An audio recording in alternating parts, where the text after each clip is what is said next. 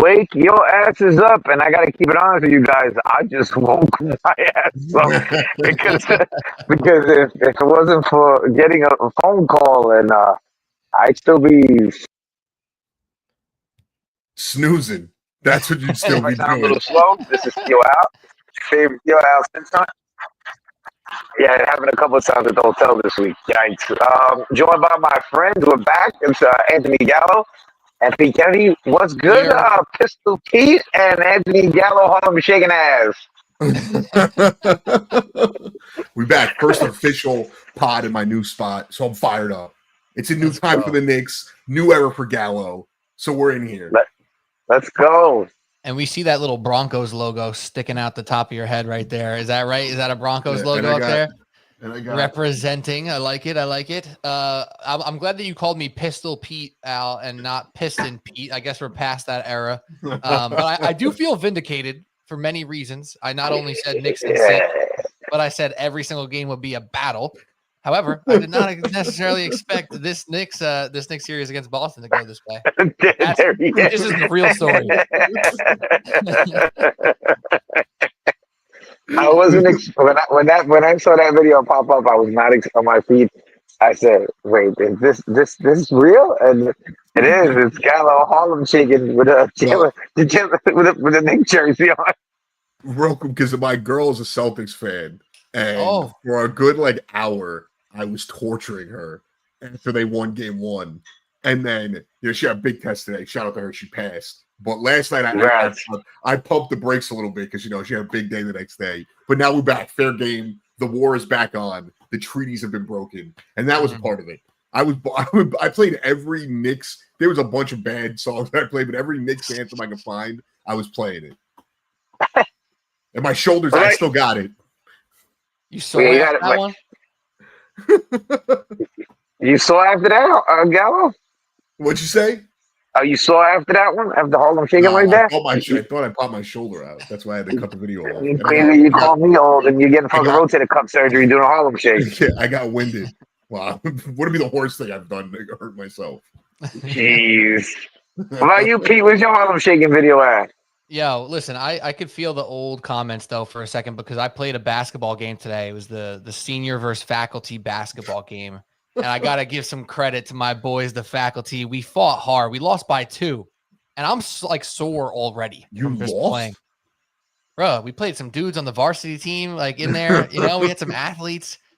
Teachers aren't known for being the best athletes of all time. We had a couple dogs on the squad. We fought hard. We lost. I will give myself a little credit, though, real quick. We're down 2, 18 seconds left. I get fouled.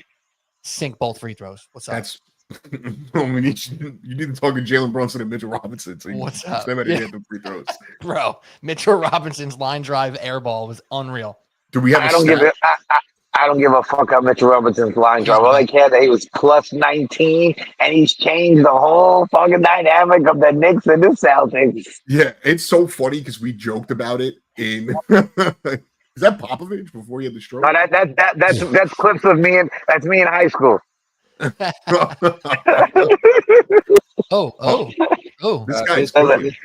is from Pete's game today. Okay. This is highlights from Pete's game. Who had a better stat line, Pete or Jayson Tatum? Oh man, Jam! I tell you what, we shot the same percentage from 3. Not good. He will keep shooting. He will keep shooting. Yes, it's funny you mentioned Mitchell Robinson because we didn't joke, but we mentioned how we felt he would change this team to an extent and how people were like, oh, he can't be the X factor. And it's funny because he kind of has been the X factor the entire postseason. And, at first I'm thinking these guys are fouling him to make him shoot free throws. And it took until last night for me to realize they're fouling him. So Tibbs is forced to take him off the floor because they're afraid to drive to the rack with big old Mitch in there. Yeah, but what Tibbs did is say, okay, I'm keeping him until we get in the bonus.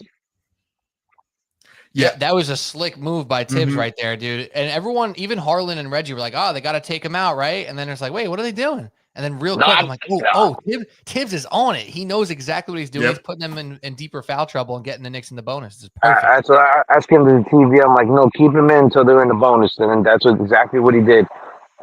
Keep him into the bonus.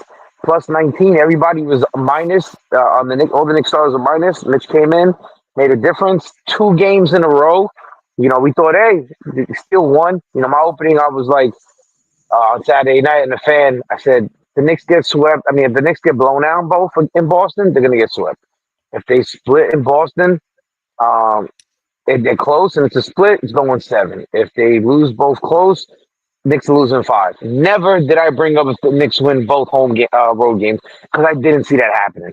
I don't know who saw that happening. And here we are, 2-0, 2 20-point leads, both at different times in the third quarter, one game deeper than the other. And then come to all of a sudden, fourth quarter, if it's not Brunson game 1, it's game 2. Bridges going off, worth all 5 picks. Matter of fact, I called Brooklyn to see if they wanted 2 more first-round picks for Mikal Bridges because nobody gives a rat's ass about the 30th, 31st, and whatever number pick, you fake-ass, boring-ass net fans. And then Brunson also, along with Mitchell Robinson and crew, do the job. 2-0, fellas. Never ever did I think this. Did you think this was possible at all? No shot. I never thought 2-0 was a possibility. I thought this being a series that the Knicks can compete and win in was a possibility. I never thought they were going to go up 2-0. I never thought they would win 2 games, period, where they didn't play well. Like, everyone's talking about how not great the Celtics have been. The Knicks have been not really good at all. Even in the fourth quarter last night, it felt like 2-3 minutes into the fourth quarter, they really picked it up. But outside of let's say 18, 20 minutes of the game, they haven't really played well.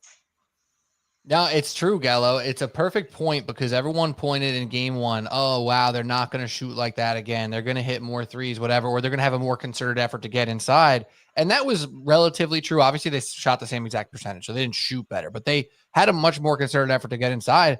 The Knicks defense got better, though, right? Like, they played better. They made tougher shots for Tatum and Brown. They made, more difficult passing lanes for the entire team. You look at that whole Boston lineup, it's like, no one played well, not just because they didn't hit shots, but because there was pressure on them late in that second half. And on the Knicks front, I said this after game 1. Everyone's saying, oh, yeah, then the Celtics missed all these shots. Mikal Bridges shot what in the first game? 3 of 13 or something like that? Like, he's going to be better. Cat attempted 1-3 in the first game. He's going to be better. Everyone was bad, except for Brunson and OG in that game. Now you get a new felt energy from Mikal in that fourth quarter. Josh Hart was a beast all game. Cat played great on offense all game. Maybe I shouldn't say great, but good enough. And they still have room to grow in the series. It's a great point. So it's always 2 sides to the story. And yes, the Celtics should likely shoot better than 25% at some point in the series, but there's reason to believe the Knicks can play better for many reasons as well. Right. Well, the Knicks also missed 9,000 free throws in game 1. In the first game, yeah, 100%. Yeah. They shot 54%. Well, that was the biggest takeaway from the first game was everyone glossed over it. And to be fair, they haven't been a consistently good free throw shooting team all season, but they get 5 more free throws and the game doesn't go to OT. And it's not even coming down to a last shot. And Mitch shot 3 of 10. He's obviously he's not a good free throw shooter, but he's a career 50 to 65% free throw shooter. He's not 30. Right. So even those still you're not getting your averages. So if we're talking averages, we can talk about it on both sides. Right. And I also think that we've talked about it before on here. They shoot almost 53s a game and it's unsustainable. I think it was David Dennis on Twitter was saying they play soulless basketball. And all right. Evan completely misrepresented what I said because me and Evan, I texted Evan after the last game of the Pistons series and the first game of the Celtics series saying, we got to be in the positive right now in picks. And last night after the third quarter, I was like, is it possible that now we owe the Nets more picks? And Evan made it sound like I absolutely crushed them. But that's what they do. That's what the snake, weasel, net fans do when we're helping them out. Because realistically, the team that's done them the most wrong is the Celtics. So I have to defend myself there. Mike. Anyway, and the only reason we're in this predicament is because the Nets are the first place and Billy King. All right? So let's not even go there. The only reason why Tatum and Brown are with this team is because Billy King is the worst GM in the history of the NBA. Hold on, Gallo. Why are we even talking about the Nets? Because Mike brought this up and Evan's disparaging my name. and I have to defend myself. To go back to what I was saying, on Twitter, I think it was David Dennis, he said that the Celtics play soulless basketball. And when they can't knock down a three, they go nowhere else. Like outside of one drive by Jayson Tatum, they refuse to change anything about their game plan. And they're kind of, I'm not saying the series is over. I'm just saying they're kind of getting exposed for their lack of versatility. And their lack of ability, or not ability, but their lack of willingness to change, right? But I think to give them a little bit of credit, they tried to get inside a lot more. But then what happens when they got inside? They were still settling, right? And it's mostly because of the Knicks defense. Like you see Tatum and Brown, like picture some of the key shots that they missed. They're not just threes. It was like, oh, they're at the elbow, they're backing down, but it's OG Anunoby. Incredibly tough fadeaway shot is their attempt, right? Even when Brunson was there, the help from OG, the help from Josh Hart, the help from Mitchell Robinson, it was all there. It all made sense. It all made their lives really difficult. I thought Derek White was the best Celtic in game 2. I thought he was good, and he still had his share of mishaps and bad shots and etc. But they just they didn't have the willingness to change, let alone, the heart for it. And they also, I think that the Magic kind of laid the blueprint out there too on how to attack them.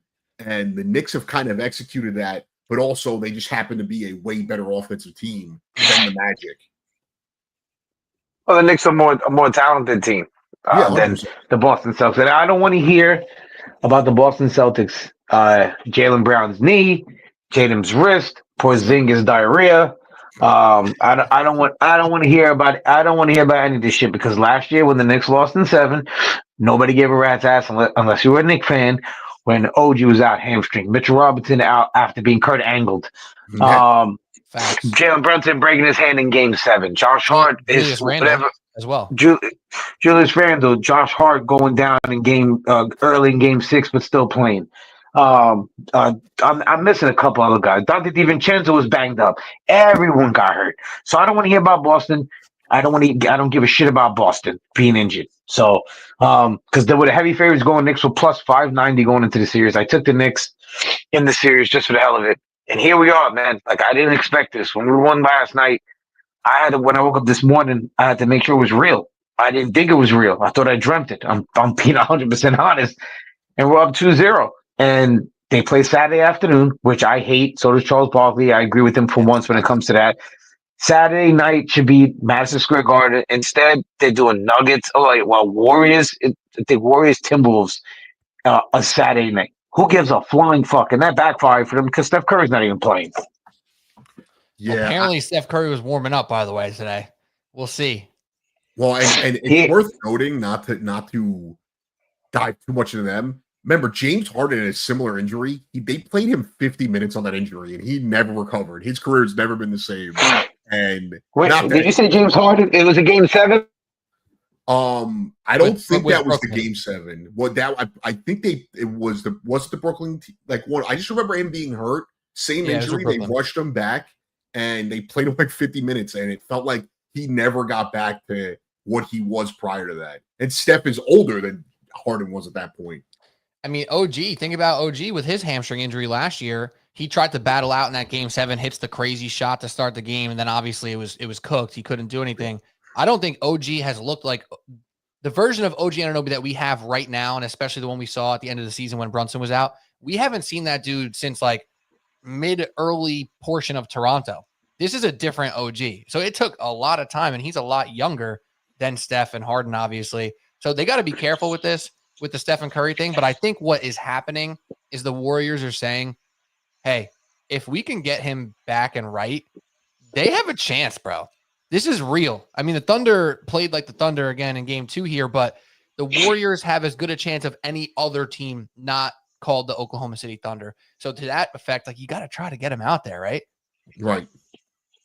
And also, let me do some housekeeping real quick, because our guy Heck got this down on the comment right now. Over 100 people in the building and counting. Even since Heck put the comment up, we already got 20 more people in the building on Twitter, on Facebook, on YouTube, Uptown Sports TV. Don't forget to subscribe so you know when we go live. And we're live right now on TIO Al Friends, so take it back. Yeah, I'm not good at the advertising during the show, so I apologize for that, especially when it was sleeping and then all of a sudden, oh shit, time to go on. So I apologize. I apologize for that. But I don't give a fuck, Pete, about the Golden State Warriors. I don't give a fuck about the Timberwolves. I don't give a fuck about the OKC Nuggets. We are 2 games away from what I've been wanting. 2 games away from what I've been begging for, and that is the Knicks fully loaded, fully healthy, full squad versus the Boston Celtics. 2 games away from eliminating them, and 2 games away from a potential rematch with the front runner, overrated Tyrese Halliburton and the Indiana Pacers. Well, that's the dream because they have lucked out. Boomer said it the other day. They're the luckiest. They are, outside of maybe the Celtics a year ago, they've got to be the luckiest team in NBA playoff history where they've run into the same Bucks team, just different superstars being hurt. Last year it was Giannis. This year it's Dame. And then they run into a Cavs team that is rail thin now. And that won't happen if they make it through and the Knicks make it through. They will have to play a full-strength Knicks team that had them down 2-0 even when the Knicks weren't full-strength last year. Mm. So give me that. Chair shots, all of it. Well, here's the other thing, Pete, before you say something. You're talking about the Cavaliers. You know, that was my point when I had I don't know if it was a real Cavs reporter or not, when I did the national side call in and was talking about, the Cavs have the best record. You know, everybody's saying Boston, you know, your typical New York, blah, blah, blah, blah. And my whole point was, hey, schmuck, last time I saw the Cavs, they were hurt in the playoffs. Can I see them make it to the playoffs healthy? And here we are again when it comes to the Cavs, hurt in the playoffs. And so that was my point. It wasn't hate on the Cavs. It was, I have to see them get it, healthy in the playoffs. The same way I have to see the Knicks stay healthy in the playoffs for me to fully buy in. And the Cavs are down 0-2 to the Pacers, and 3 of their guys are down. Yeah, listen, I hear you guys. I really do. But I think we don't give enough credit to the Pacers either. Can I be honest for a second? Y'all were calling me Piston Pete. Maybe you got to call me. Oh, here we go. No, and Pacer Pete. He named him himself. Pacer Pete. I'm being 100% for real, though. And Gallo could attest for this because I was producing for Anthony Gallo. I don't even know when it was. It was probably around Christmas time. Around Christmas time, and we were talking about Jalen Brunson and the Knicks. We're in this weird point. Me and Gallo, to our credit, we're both like, yo, every Knicks fan, just relax. This team's going to be good, whatever. And it was up and down season. However, Tyrese Halliburton comes up. And Gallo, I don't know if you remember what I said, but I believe what I said was, and I think Knicks fans have been clamoring for this for the past 2 playoff rounds now. I wish Jalen Brunson played a little bit more like Tyrese Halliburton sometimes. That's it. I'm just saying. The style in which Tyrese Halliburton plays is the quintessential point guard. He's really good at what he does. He gets everybody involved. He plays fast. He doesn't force shots, and he really can hit daggers and get past anybody when he needs to. Now, he's not the scorer that Brunson is. He's not as good as Jalen Brunson. I get it. I'll take Jalen Brunson all day, every single day. However, he deserves some credit. He is not the most overrated player in the league. This is dumb. My dude, when he's healthy, he's a problem for these people. He puts up great numbers. He's very efficient, and his entire team eats all the time when he's playing at his best. And they got guys. I know we hate all their guys, but like the Nesmith, the Nembhard, the Pascal Siakam, like Miles Turner. I don't like them either. I'm just keeping it a buck, bro. They're a really good team, and they were better than the New York Knicks for most of the second half of the season. They're very good, and they should not be taken as like we get to rematch and finally smack up the Pacers. That's not going to be easy. God forbid we, don't get too far ahead of ourselves because we still got to win 2 more games. Well, my issue with Halliburton was never his talent. He's just the only guy in the NBA. And yes, he's a true point guard. He's super talented. He's not the most overrated guy in the NBA because Rudy Gobert does exist, but he will disappear at times. And it just gets glossed over. And it gets glossed over by Knicks fans who have been slopping over the dude since they didn't draft him and they drafted Obi Toppin. And I got to hear it again today on the Pete, you heard that? You're slobbering over him, Pete. You heard that? Well, I desperately wanted Tyrese Halliburton in that draft. Desperately. I got receipts. It's PPP now. It's any team with a P where the P's on. PPP. Whoa. PP means something else in Spanish, right? You might want to, you might want to be careful with that PP stuff. Okay, just saying. Hey yo. I can take it. Listen. Wait.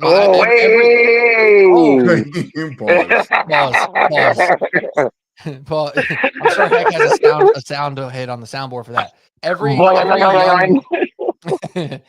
nephew or niece in my life, like every young kid who's like that 2-year-old, 3-year-old, they're learning how to talk. I become Uncle Pee-Pee for at least like a month or two. When they're trying to learn how to say Uncle Pee-Pee, I'm used to it. I can take it. Pause again. Oh man, I didn't have that on my bingo card. I didn't have like the text we got earlier. We didn't have Gallo doing a Harlem Shake in 2025, and I did on the bingo card. And I have Pete talking about he can take it, pee. I gotta say one more thing. Heck, if you could put back up Mike's comment real quick. Can you put Mike's comment back up real quick? This dude is questioning my Knicks fandom. Unreal. Mike, are you a Mets fan, dude? I can never tell. Al, back me up here. This is that is true. Mike, hold on. Because we'll get into the Mets a little bit, but Mike, I got it last year. You called it a lot, Mike, and you said the Mets were going to win 79 games, and the Mets, or something like that, 79, 83. Ken was 79. You said 83, I think. I have it somewhere. And the Mets made the NLCS, and you didn't believe in the pitching lab. And now we're a little more than a month into the season. Mets have the number one pitching staff in baseball. Griffin Canning is the Cy Young Award candidate. Yeah, Mike, I agree. Are you a Mets fan? Thank you, Al. Appreciate that. Mike just taking shots all show. I love it. I love you. Appreciate you, Mike. You know I love you. But I think now it's the Knicks. I hate the notion that they have to win game 3.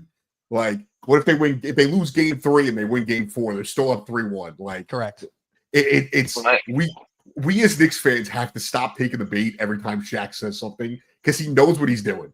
He knows exactly. Wait, he doesn't even watch the fucking games. He's the same man that said the Pistons are going to win the series. Yeah, he didn't watch one Pistons game all season. Come on. He says that because he knows Knicks fans will react to it. Like, when he said that, I was like, he first said nobody needs to talk about the Pistons. And then a month later, he was like, oh, Pistons are going to beat the Knicks. Because he knows it's the same way Charles Barkley shits on the Knicks fans and then starts talking about street meat. They know what they're doing. Like, we got to win one of these next 2 games, and now we're set up. Like, at that point, you're in the driver's seat.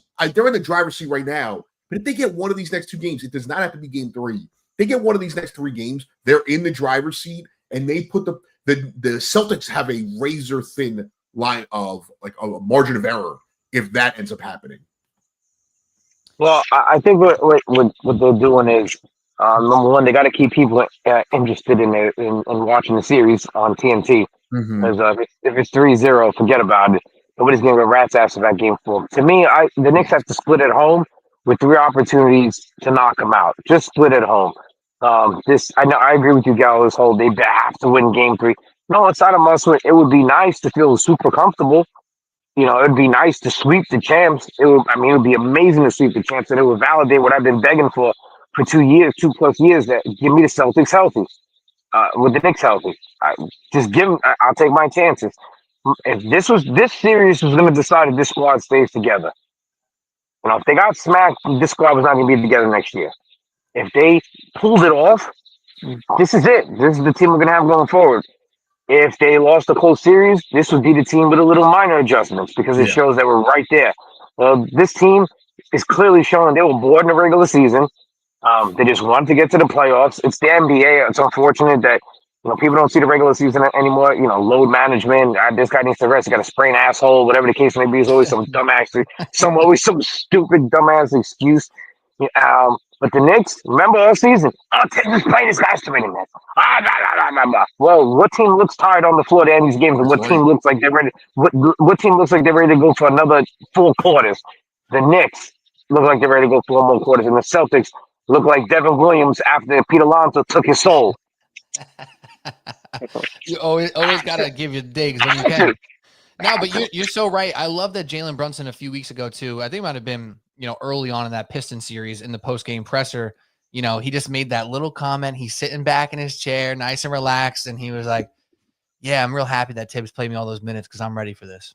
And I was like, "Yes, this is it. That's why he's the captain. That's why he is who he is. That's why in the fourth quarters he's a different beast." How many graphics have you seen over the last week or two about how many more points he scored in the fourth quarter of this playoff, or including last year's playoff too, than the next person and the next person and this star and that star? It's different, and they're built different. And that these dudes are dying to be out there. And I got to give a quick shout out. It didn't pop up in our comment feed here, but somebody on Twitter replied to our live. Shout out to Image Thinker. He said, Mikal Bridges turned Jayson Tatum into a background character in his own show. TIO Al and Friends out here narrating Celtics pain like it's a family reunion gone wrong. Knicks defense making documentaries right now. So shout out to that. Bars from Image Thinker right there. And it's true. Like, Bridges wants it. You can tell that he wants it. Josh Hart obviously wants it. OG's at a different level. These dudes, like, tiredness is not a factor right now for these guys. Yeah, of course they're tired. They're banged up. Everybody is across the entire playoffs. They don't care. They don't make excuses. And that's exactly who we want to root for. Wait, you said tired. Is Paul Pierce tired of walking 20 miles? Is he still walking? What is Yuck Mouth? Is he still walking, or did he take an Uber or give in? Respect that he did it though, because he could have finagled. He really did it. Yeah, he recorded like the whole thing. Yeah, he didn't walk no 20. He didn't walk no 20 miles. Well, all I know is if he did it, KG would have never let him live it down on that podcast. We're gonna find out if he really did it, because he said he walked an hour and a half. He walked 4 miles. Oh, he wasn't even close. 4 miles. Actually, no, that's right on pace. It said, oh, here we go. 4.5 right now. So, I keep updated. What do you think your step count is? We gotta know, bro. This is 20. This is 20. Celtics win, baby, right here. Signature. Celtics win. You're sweating. This is real. This is real. He's wearing a robe. Look at that. That's awesome. No security. Is he barefoot? He was supposed to be barefoot too doing this. Hey, I'm looking out. I'm looking out. You hungry? Do you regret the man, walk? No, I don't regret it, man. I stand on 10 toes, dog. And he's in LA. Well, they call him the truth for a reason. If the Knicks God, I hate him so win much. the series, how are you about to take it to a new level? Do you believe in the Celtics that much, like to make a new bet? Even though they're down? They down. We down. We're gonna get back in the fight, though. Don't worry. We're gonna get back in the fight. Any new bets? Maybe run the New York Marathon if they lose? No. He's too fat for that. Wait. Now his phone lasted 20 miles while walking and talking. In that car at any point. This was a dangerous. It was a dangerous walk. It was. When I was going through the mountains, there wasn't no sidewalks. It was a dangerous walk. You didn't go through any like LA territory where you had to deal with some street stuff, so you're good. I know the landscape. So. Yeah. Damn, dog. I made it, John. We made it, John. We made it. Yeah. Where's that, the studio? Yeah, that's the Fox studio. Dude, I hate him so much. Wait, do we honestly think? Wait, do we think he walked 20 miles? He walked the 20. That's damn near a marathon. No, there's no way he didn't walk it. Him getting out of car. Yeah, what? Yeah, they're gonna clown him. Yes, they're gonna clown him. He walked some of it. I think. You not Kobe, bro. They don't love you like that. Well, anyway, the fact that he put his foot in his mouth, it reminded me of the time in the 80s. I think it was the 80s or early 90s when it was Phillies Pirates. One of those announcers said if the other team comes back, they'll walk back to the other city. Well, guess what happened? The other team came back in front of like 8 fans. Look it up. And the announcer walked for charity from whatever city it was to the other city. From Philly to Pittsburgh or Pittsburgh to Philly. But he did it for charity. That's a trip. That's a real one. That's fun. Yeah. I've done that drive. It ain't fun. No, it sucks. And there's hopefully Paul Pierce says the Celtics are going to still win the series. If not, I'm going to walk from Boston to New York. Hopefully he says that one. Well, so he can't walk. I'm surprised he could walk through LA and be safe like that, but he can't come out here. Now, we don't want him out here. Keep his fat ass. Food prices are already high. We can't have him eating up all the food, causing inflation to go up. So keep his ass in LA. Oh, Jesus. I was about to say Joy Taylor. What the fuck was I thinking? My bad. The other thing I wanted to mention is, I'm going to do this. I'm going to play the compilation on my show. I already started writing the things down for Saturday night. Colin Cowherd, wrong again. I posted the clip. Surprise, surprise. He said that he never. Do we have the clip, Hack? Can you find that? Colin Cowherd, however you say his last name, saying what he said about the Knicks winning game 1. It should be there because I posted it. I'm trying to see if I can find it.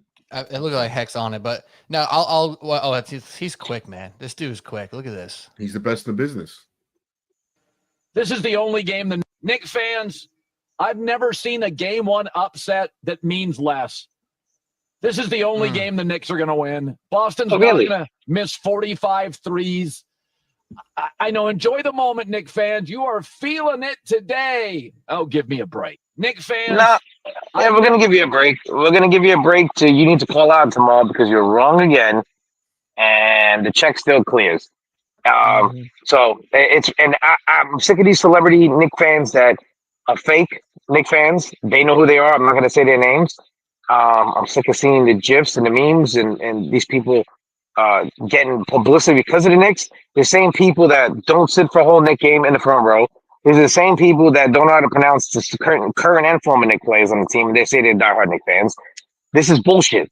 The real Knicks fans are the ones that have sat through the struggles and all this stuff. And Spike Lee, you too. You went to the fucking Met Gala instead of watching the Knicks playoff game. I'm sorry, but if I had to pick between both, I'm watching Knicks playoff game versus Celtics. Sorry. Yo, shout out to Timothy Chalamet. Skip the Met Gala to watch the Knicks game. Shout out to Chalamet. And as always, shout out to Ben Stiller, the realest of the real Knicks fans. Well, you know why I can fuck with Timothy Chalamet? He's closer to me in age, and they actually have proof of him actually liking the Knicks when they sucked. Like as a kid, sitting down Landry Fields at Grand Central Station. Yeah, so at least we know that this dude has some kind of bona fides, and he likes the same soccer team as me. So I like that too. But it's funny you mention the Knicks fans, or the crowd at least, because the biggest thing that stood out in Game 5 was, and then there was 2 minutes left in the first half. And I remember I was bitching my girlfriend about this. There was 2 minutes left in the first half. And I'm like, the seats are empty. Like, they didn't even get close to halftime yet. And shout out to my guy, Zach Gelb, who had 6 seats, and he's a fucking Jolly Green Giant. And he clearly was the only person sitting in his seat. Literally, those 5-6 rows that have the free food and all that shit that are right behind the bench were barren. And that can't be the case for Game 3. It cannot be these bougie Knicks fans that suck the life out of the arena, and we can't even get you. Everyone's wondering why the watch party was basically the entire bottom bowl. It's because people can't afford to go to the actual games, so they go to that, and they get to actually be a fan. Whereas we have to watch whatever celebrity just moved to Williamsburg and decided they had a free Saturday afternoon that they're going to go to the game. Russell Wilson. Exactly. I got to sell my kidney to get standing room only seats. What the fuck is he getting in the building? He's in the front row throwing out footballs. I don't give a fuck. He's a Giants player. Russell Wilson? Come on. Get him out of here. Don't want to see him there at all. I will say it's better than Brady throwing footballs at the stadium. Oh, man. Russell Wilson, I don't want to see him there either. I'm like, all right, I get the best thing to do if you're a new player in New York, you come in and you put a jersey on from the other sport team, right? Like, Jalen Brunson shows up in a Yankee jersey. Wow. Everyone's like, well, yeah, he loves the Yankees, whatever. Like, that's great. When it's Russell Wilson, bro, you haven't played yet. Get out of here. You might be cut by week 1. Get out of here, bro. I don't want to see you in the front row of my Knicks games. No, I'm good. You know what I appreciate? Justin Tuck comes to every game. He doesn't look for the camera. He sits there. He cheers the team on. He's not trying to be on Celebrity Row. They put him on there when it's a bad game and then no one else shows up. But he goes, his big ass gigantic dome just sits there. Let me tell you right now, he's got a. I saw him opening. Gallo, you weren't there yet, right? When Tuck was on the line opening day. No, his head is gigantic. I mean, Justin, man, that dude his head has muscle on top of muscles on top of muscles. His head, I saw him, I was like, holy crap.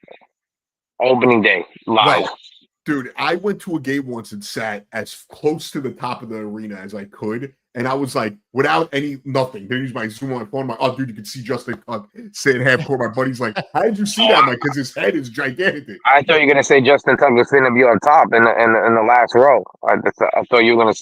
Justin Tuck, man of the people, pulse of the people award winner this year for sitting up there. The pulse of the people. Yeah, that would be nuts if he sat up there with you guys. But I mean, it's the cheapest ticket to get in the building is $810 last time I checked, and that's standing room only.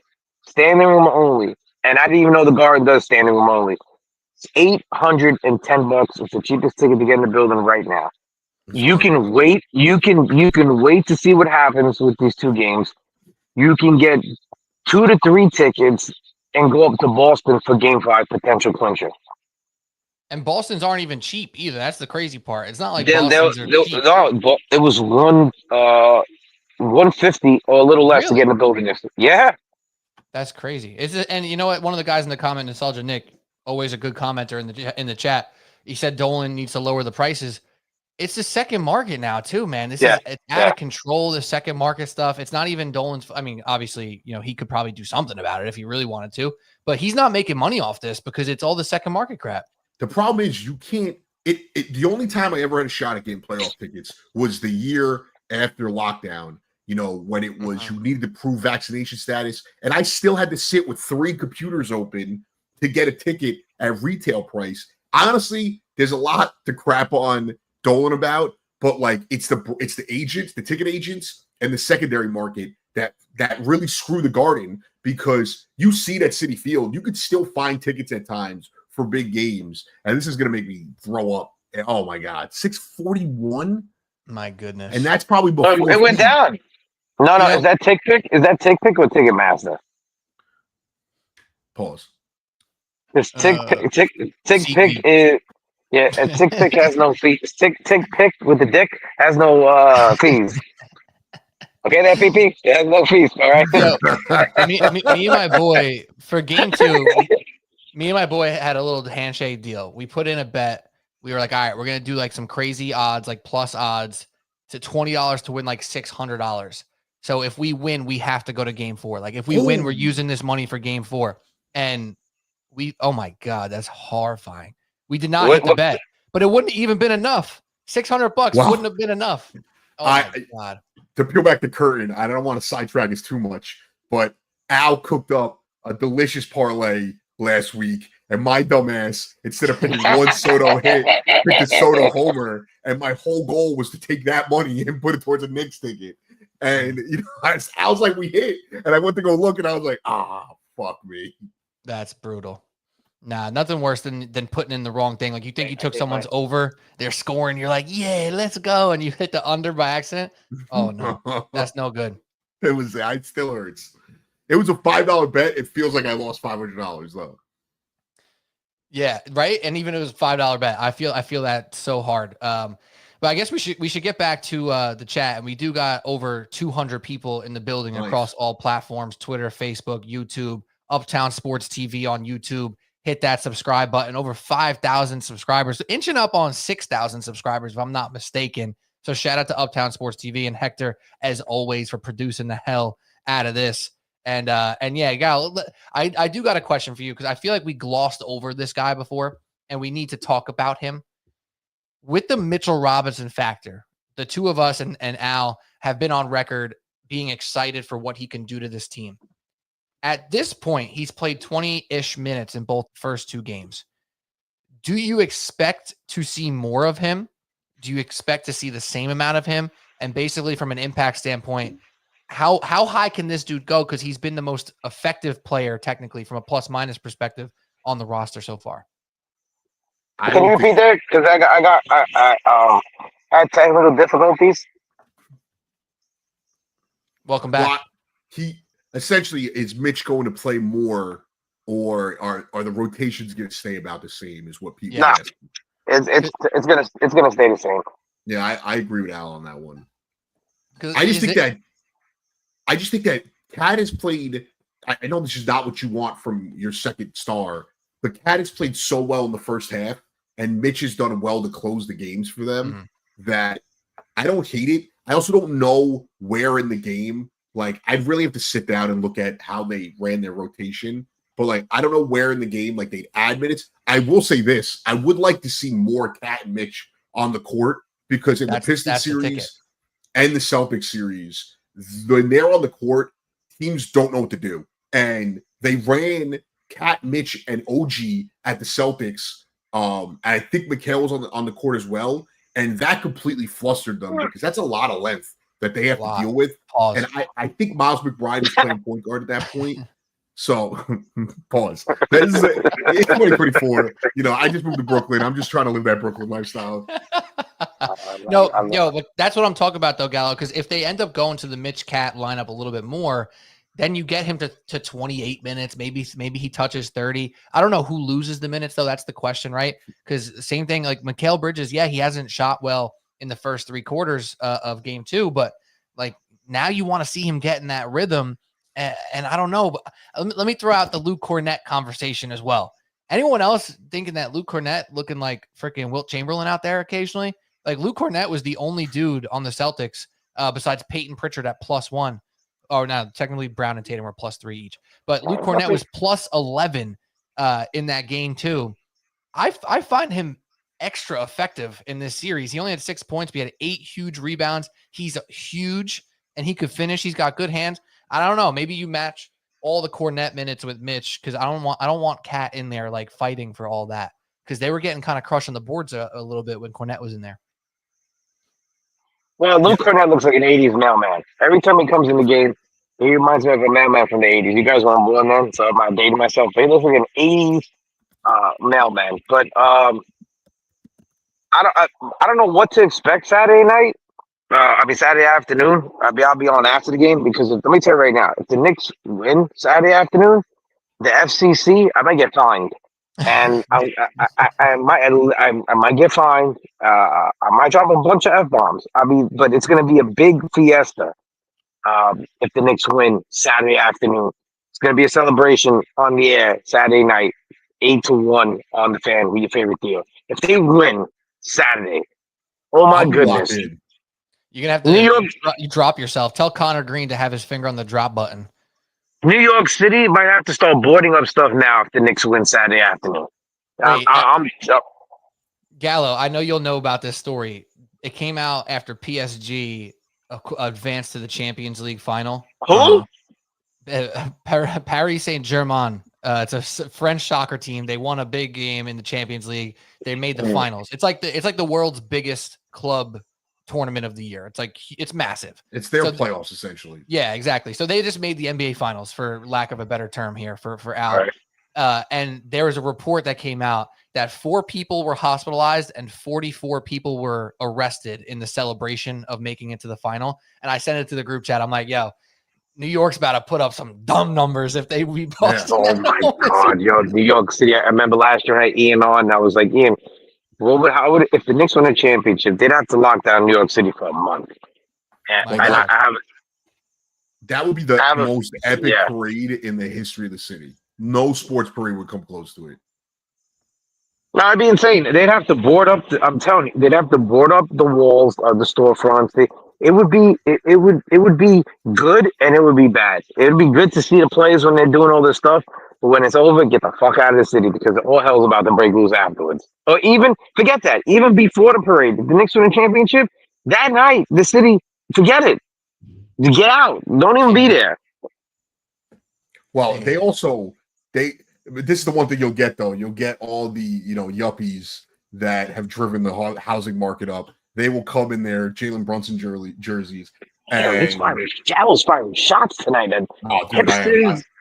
Whenever I take the L train, until I get to Merlin Wyckoff, like I want to lose my brain because they're like aliens from a whole other planet. God forbid anyone has a personality or something. The amount of times I said, let's go Knicks to people in the city today, and they looked at me like I was crazy when they're wearing Knicks stuff. I'm like, what? And you know, because you lock eyes with someone and you're looking at it and they're like, bro. It happened to me. It happened to me a couple of times today. And I go Knicks. And I'm like, not my head. Let's go Knicks. And he like clutched his bag. Like I was like, you're wearing a Knicks hat, dude. That's crazy. Oh That's my God. crazy. Oh my goodness. Well, Yeah, it would what'd be you say? epic. It would be absolutely epic. What'd you say, Gal? These are yuppies with length? Is that what you said? The yuppies from Wisconsin. The ones who call the cops on bodacious. It's some Pete's face. I was about to say that sounds like a weird ass Google search, bro.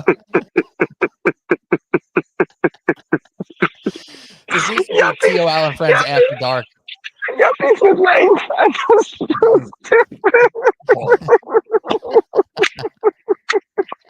Sorry. Oh my God. Sorry. I'm just. Oh man. Sorry. Just.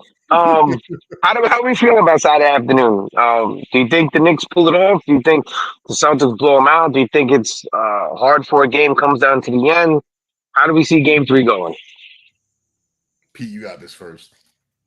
Game 3 is I'm gonna keep it real. You know, I keep it real with you guys. Okay, so what I expect from Game 3 is a little bit of the opposite. I think the Knicks are going to be in this one, and maybe this is an emotional hedge. I'm pulling the Evan Roberts maybe right here, but maybe this is an emotional hedge. I think the Knicks are in this game, Game 3. They have a slight lead. It's back and forth, slight lead. They're leading going into the fourth, and we're like, yeah, now we're here. Now we're cooking. Da da da. And then the Celtics get a little bit hot, and I think they lose Game 3, but I think they win Game 4. So I think they lose Saturday, but Monday is the one. So that's kind of my take on it. That's my guesstimation, if you will. I don't disagree. I don't know. I'm not going to go out there and say they're going to lose, but I do feel like the Knicks are going to come out hot, and there's going to be that adrenaline's going to sink in like the second quarter, maybe the third quarter, and they are going to allow the Celtics back into the game. Like, I think the first quarter is going to be really fun. They're going to come out electric. We're going to get Cat flexing on people, actually being effective. And then midway through the second or the third quarter, I feel like there's going to be that drop off. And then from there, we see how the team responds. They didn't do it in Game 5 against the Pistons. Hopefully, this is a different story this time around. I don't know what to think. Honestly, to me, it would. Winning the first two, I never saw happen. Winning the first three, I have it, slim to none. I would thought you were smoking crack rock if you told me that before the season, before the series started. Knicks are going to win the first 3 games. I'm like, you better go get checked for drugs. But here we are. And if the Knicks win Game 3, you know what? Fuck this. Just fuck this. Just fuck this. Ready? Saturday is going to be a fucking party at Madison Square Garden. The adrenaline's gonna be fun. The Knicks know they haven't played well at home in these playoff games. Pistons won a couple games there, but you want to know something? The Pistons are more grimy than the Celtics. I'm just gonna keep it a buck. The Pistons are more grimy than the Celtics. The Pistons mucked it up with the Knicks, and Knicks sure they can muck it up right back. And then JB Bickerstaff crying like a little biatch. I played the clip of him crying. Yeah, I created the clip of him crying. I'm glad Mike Breen put him in his place. The Boston Celtics are what New York City is now compared to what it used to be. Boston Celtics now are the whole like the bougie, look at us shooting all our threes, blah blah blah. The Knicks are what New York City used to be. The Pistons are what New York City used to be, grinding, grimy, like that. The Knicks showed they can play both styles. They mucked it up with the Pistons, and they battled with the Celtics. Now, the crazy thing is with the Pistons series and the Celtics series, the Knicks have been outplayed. For sure. The Knicks have been outplayed. The Pistons had them on the ropes, and the Pistons outplayed them. But the Knicks, when it was time for crunch time to get, the Knicks got it done. Celtics, 2.5 quarters, outplaying the Knicks, up 20. And then the Knicks fight and claw their way back. You can't call this team soft anymore. So Saturday afternoon, Madison Square Garden. Fuck this. The Knicks are putting the hammer down, and they're going to go up 3-0 versus the Boston Celtics. And then Monday night, I can't predict that. I don't know what's going to happen because I know at the end of Game 2, the Celtics look like Devin Williams against Pete Alonso and took his soul. Jason Tatum looked stunned. Jaylen Brown, hey, keep shooting the threes, buddy. Every time you're wide open for a 3, I'm like, let him shoot. Drew Holiday scares me more than him. Derek White scares me the most when he shoots a 3 for the Boston Celtics. Yeah, let him shoot. Jaylen Brown, turn your back, keep shooting. I'm confident in this team right now. The Knicks have all the momentum. This is their time. This is their time. Put the hammer down Saturday afternoon against the Boston Celtics and enjoy me Saturday night for fucking party on WFAN. Hell yeah. Well, I think that's a good point too. Well, yeah, this is 100% the vibe right now. What is this for? It's the Joker? Transformers? Looks Transformers. I don't know. Yeah, Though. I'll take it. Is that Marvel or DC? What the hell is that? What is that? I will not claim that, but I think it's Transformer. It looks like a Transformer. Yeah, Transformer. Heck, you said. I'm not gonna lie. I'm a big Transformers guy, but we not the Autobots anymore with Decepticons. We're the villains. But the one thing I will say is, I am more terrified, and I agree with you guys. Derek White, Peyton Pritchard, Luke Cornett, than I am of Jayson Tatum. And I think Jayson Tatum at times gets a lot of flack. Wait, did you just say you're more concerned with Luke Cornett over Jayson Tatum? Hold on a second. Yeah, I mean, dude, when outside of one dunk from Jayson Tatum, I did not feel like a moment from him. Like, I'll tell you this much: when OG first quarter game one, he was going crazy. First quarter game one. Yeah, he was. First quarter. Hey, listen, that's where you get forgotten. Unlike some people, it ain't nut crunching time in first quarter. You don't win the Kia Clutch Player of the Year award in the first quarter. But when Cornette dunked, it felt like the game was going to end after the OG charge, where he basically took Jaylen Brown's life. But coming down, there was a little sloppy. That is, you better hope you get the charge. If not, you're going to live in infamy.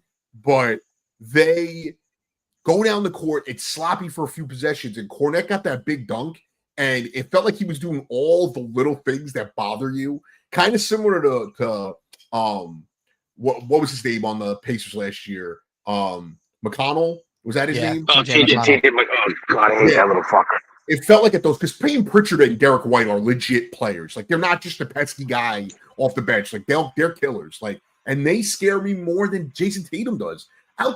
It was one possession, and if OG has a little bit more awareness of what's coming behind him, he doesn't even get that dunk off at the end of regulation. And I do not fear the guy. I fear Jaylen Brown more than I fear Jayson Tatum, because that shot he took at the end of game 2, we would have been crushing Jalen Brunson or Cat if they took that shot. And he went over there. It made no sense. He put himself in the worst position. And that's how I feel if the game comes down to it, where we're forcing Jayson Tatum to be the one to carry them in a tight situation where everyone's buttholes are puckered up. Like, this is good, tight butthole, not loose butthole. Like, this is gonna. I don't even know. Gotta watch out for them long yuppies, bro. Yuppies with length. Yeah, I'll say this real quick, because I know we're probably gonna end up soon. But to all the Knicks fans out there who all season long were like, I just don't feel it with this team. It's not like last year. We knew that Dante DiVincenzo and Hartenstein were going to be balls to the wall. And I know, like, they still kind of, but they're not. It's not the same.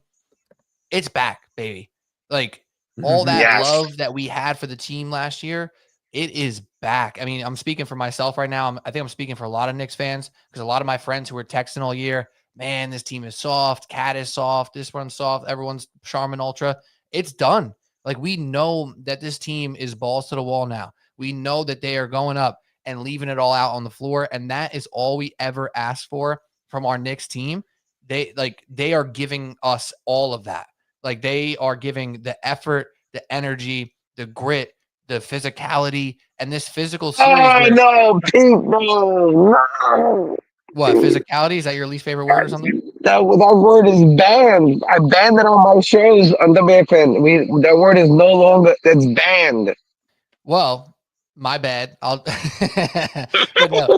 I will say, though, the series that is more now I'm trying to think of a different word than physicality, but the series that is very intense and people are hitting each other a lot with their bodies.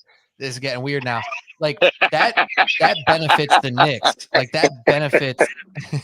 I know Brunson, everyone calls him a flopper and a foul baiter and etc. My man took 2 free throws before that final play, right? Like, he wasn't living at the line. We're all good. the Celtics also, like, they're playing physical. Al Horford was like literally shuffling as he was setting screens, throwing his shoulder at Deuce McBride. Like, the Knicks can live with that. Deuce McBride got knocked on his ass, got right the hell up and contested a three. Like, we're good. The Knicks got the grit. They got the grind. They are back to the team that we fell in love with last year.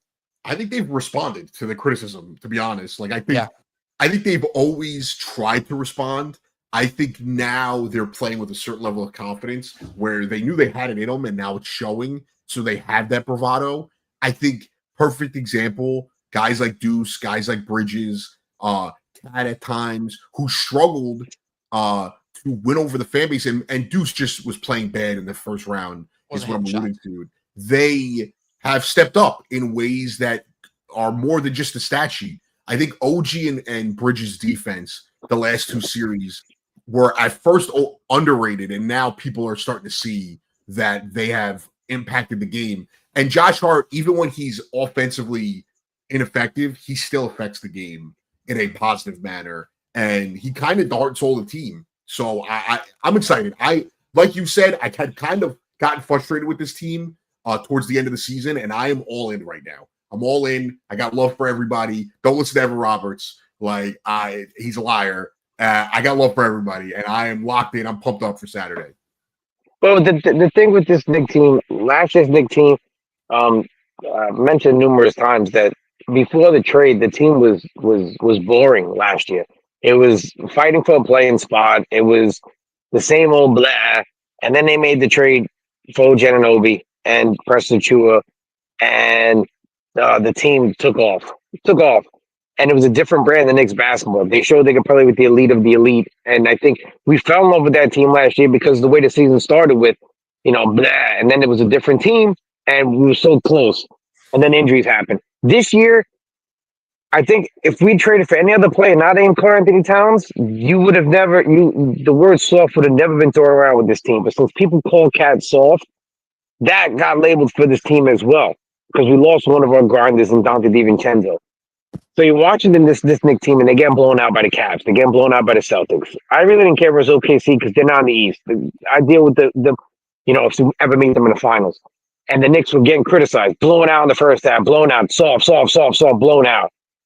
But nobody brought up the fact that they played the Rockets well, they played the Warriors well, they swept the Nuggets, because it's selective memory or whatever fits their narrative. Then the playoffs come. This Knicks team, whatever. People picking them to get knocked out in the first round. I didn't. And Kate Cunningham's the best player on the floor. I didn't say that. I didn't say that nonsense. Jalen Brunson's a flop of but when James Harden was doing it again, 16 free throws a game, he's the greatest offensive weapon of all time. It's New York hate. And then you watch this team now, this playoffs. During the regular season, down 20, they would have folded. Wow. But this year, right now during the playoffs, considering the way they got smacked like that in the regular season by the elite teams, I think that's what's motivated them to not quit in these games, to not roll over, to show that, we're not that soft team for the regular season people think have called us. This is a different Knicks team playing with a whole another level of confidence. We just need to see them were ever able to put that together for 48 minutes, and it's not my fan that we're talking. We're talking about 48 minutes if the Knicks can put it together. No one's beating them. No. I don't care who it is. If the Knicks can do this for 48 minutes, no one's beating them in a 7-game series. Well, they also, to your point, they have not really played well at all this postseason. They've come back in now 5 games, and one of those they shouldn't have been in it. But that game 2 against the Pistons, they really should have won it in the fourth quarter when they had battled all the way back. And they had a few bad possessions. Brunson kind of played a little too much hero ball. Mm-hmm. And they've showed this resilience the entire playoffs. They've never been out of any of the games. And the 2 losses to the Pistons were still hard-fought games that maybe, things just didn't bounce their way. But they have battled back multiple times from being down deep. And I think, one, it's a kudos to just the conditioning of the team, the minutes police eating their crow right now. And 2, the talent level. Like, we could talk about the grit and all of that stuff. This team was a talented roster coming into the season, and they're finally realizing that at the most important time of the year. they're literally hitting their best stride right now. Like that's and again, they still haven't even played their best ball. So I'm so excited. I know that we did I honestly think we did a good job of not being like, hey, it's 2-0. This year's is over. See you in Indiana. See you in Cleveland. Like we ain't about that because we understand the task at hand. We understand that the lights will be very bright at MSG Saturday and Monday. Like it's going to be a different level of pressure. There's something about when you're in Boston, and I don't know if you guys felt it too, but I felt like the crowd in Boston, like they were blowing up every time that Boston scored, right? Like they scored. It's like, everyone's going nuts. But there's something about being at that away crowd and silencing them. The difference in playing at home, you have to like keep matching an energy. And that's going to be incredibly interesting as to how they respond to that, because if they do, it's beautiful. But if the crowd falls out and the Boston Celtics are pouring it on like they were at home, do the Knicks have it in them to get the crowd back in and do this for a third time in a row? And that's why, like, I just can't wait to see how the first half plays out. And then obviously, you know, the outcome of the game. Well, look at that. Draymond Green just committed another flagrant elbow to Nas Reed, taking a jump shot. He's saying he didn't do it on purpose. By the way, who's this guy fucking Spencer? Who looks like he works at Target. Who is this guy? Number 61 for the Warriors? Yeah, let me tell you, Al, this dude was like an all-world lacrosse player. He was one of the best lacrosse players in the country, collegiately and whatever. And then basically was like, all right, I guess lacrosse is done. I'm going to try to play hoops now because he was a hooper in the day. And he's good. He's like legitimately solid player. He's important for them right now. It's kind of crazy story. It's a Chris Hogan-esque story, I guess, from lacrosse to one of the mainstream sports. And he's making it work. He looks pretty good, Pat Spencer. So Steph Curry just talked to Draymond to tell him to calm down. Now Jimmy's telling him to calm down. He's yelling at the refs. They're down 16. I mean, come on, Draymond. Like, I couldn't play with this guy. Anyway, show must go on. Yeah, they're down 16. But talking about the next series before we switch gears real quick. You know, I'm just hoping that if the Knicks lose Game 3, I'll be honest with you, I'll be shitting my pants for the next 24 hours after that. Because the Celtics are one win away from taking back home court and, you know, 2-2 going back to Boston, which is my biggest fear. Just split at home. I'm not going to get greedy and say sweep. Split at home with your opportunities to knock out the champs, and then we'll go from there. Hopefully, while we're talking about this time next week, we're preparing for another series. If not, I'm sure next Thursday all three of us will be shitting our pants. Heck, in the background, we shitting our pants. If you won't be on camera, you can go take a shit, and we can shit our pants on camera.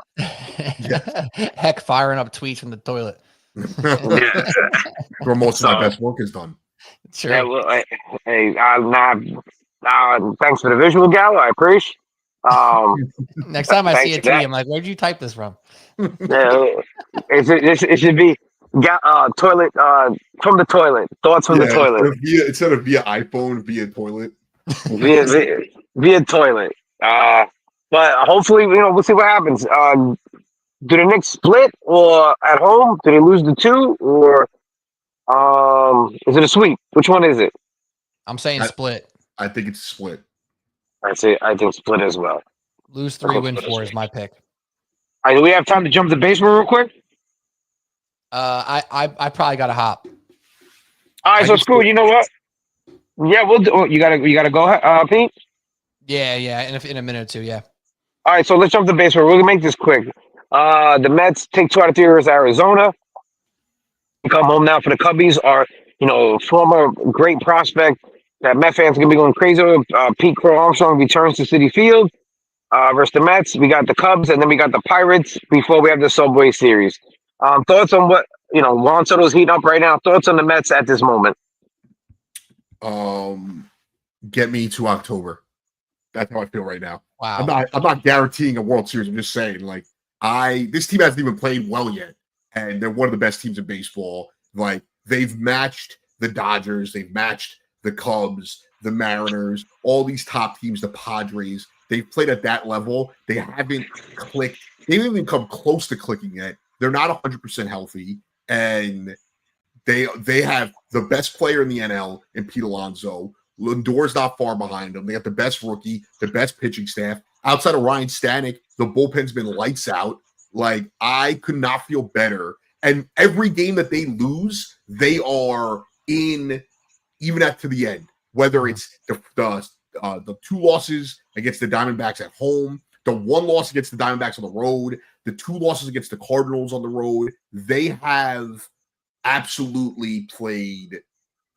They're never down. I don't think there's a loss this year where I've really felt like it didn't come down to the final out, and I'm fired up. Yeah, and they lost 4 games in the last week or so by 1 run each. Like, right, they're in it to win it, and let Juan Soto cook, man. Like, a lot of us out here who have a real rational head on our shoulders, we're telling everybody, can we relax? It's been a month, man. This guy is going to get better. This guy is going to figure it out. And then he started hitting the ball really hard and still getting out, and people are still complaining. Oh, no, he's not the same. And all the Yankee fans, he's not happy in Queens, dude. Shut up. He is fine. And guess what? 2 home runs the other day. He's back. He's hitting the ball incredibly hard. He's still getting on base. I wish that every player who has a down month gets on base 38% of the time. All right. We're good. We're good here with Juan Soto, and it's going to be a fun summer for New York Mets baseball. Well, the one thing I will say about the Juan Soto thing is that now you're starting to see. Last year was Yankee fans saying, "Well, you're walking too much, swing the bat." Now you're starting to see some dumbass Met fans saying the same thing. "Oh, you're walking too much, swing the bat." I'd rather you walk, get on base for Pete Alonso, who's murdering the ball right now, than strike out and Pete has no one on base. You got to be stupid. Last time I checked, the goal is to score runs. And how do you score runs? Get on base, hit the ball at the ballpark. So if Juan Soto's getting on base with walks, who gives a fuck? The Mets are winning. Who gives a fuck? I seen somebody make a post about like, oh, his WRC plus with runners in scoring position is only 73. Like, yeah, dude, because he doesn't have that many runners in scoring position at bats yet. It's a month into the season. Like, he gets 2 hits in a row with runners in scoring position, that thing's gonna skyrocket. Like, we're still at that point in the season when you're getting niche stats. Like, let's just relax and remember the plot. The plot is that the Mets are the number 1 team in the NL East. They're playing pretty solid ball and still winning. Like, we're good. We're good here. He's hitting, and no Shermanaya. Shermanaya is not with the team yet, neither. Mm-hmm. Right. And the last 14 games, Soto's got over 1,000 OPS. He's hitting 313. He's got 4 dingers, 5 RBIs, 4 doubles, 12 runs scored. He's fine. Like, yeah, we're good. Like, I'm not worried. His last month, it's not been perfect, but he's got just short of a 900 OPS. So, like, I am totally good with where he's at. Honestly, I'm more concerned about the bottom of the lineup, and not even the bottom of the lineup. It's more, what happens if McNeil's hurt again? Marte and Winker haven't given you much, but that stuff, that's a good problem to have. If those are the guys that we're worried about, Nimmo hasn't really hit as much. If those are the guys we're worried about, I can live with that because our 3 best players are hitting. The pitching staff's firing on all cylinders. Tyrone Taylor's killing it. Acuna's killing it. Like, the pitch. Acuna, that's how you better. He needs to play every day, man. Enough. Right. And I think the universe is pushing that, and no squirrel costume for me if this guy doesn't play at least 50 games this year. Fair. Wait, McNeil got hurt again? Well, he's not out, but he looked like he tweaked something on that triple. Oh, fantastic. I mean, jeez. I didn't know that. Yeah, I know he tweaked something. I didn't know if he was officially hurt. They said he's fine, but he looked like it's not good when you're rounding second and you come up limp. Pause. Oh.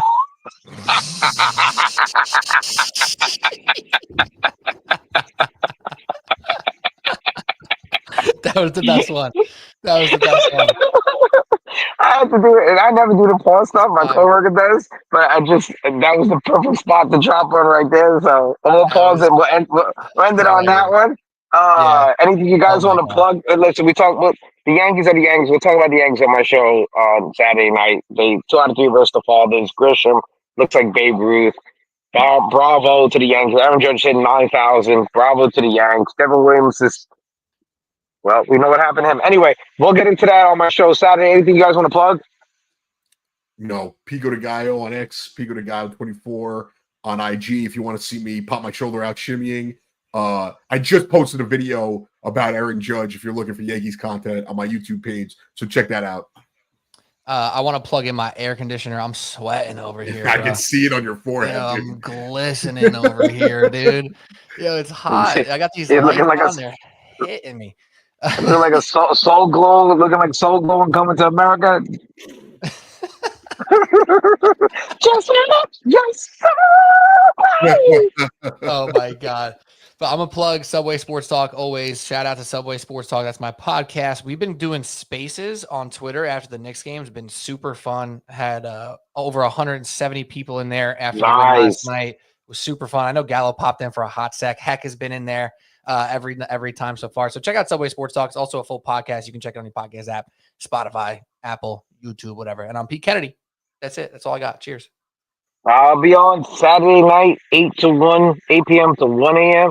Hopefully it's a Knicks fiesta party. If not, it's going to be one long bitch fest, and I understand it. I'm there for the fans event. We'll talk Mets. We'll talk Yankees.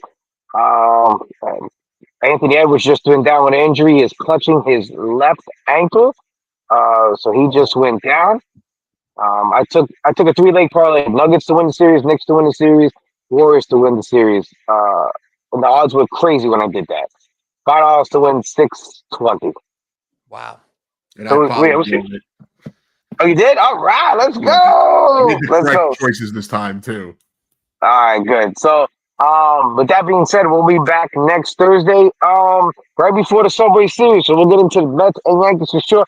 We're gonna try for that show to be a lot of Yankee. We're gonna try to get some Yankee and Mets together, so everybody can talk shit to each other and hate each other for a weekend. So, with that being said, have a great weekend. Let's go Knicks. Let's go Mets. Let's go Yankees. And as always, Pete. Wash, yes. Yeah.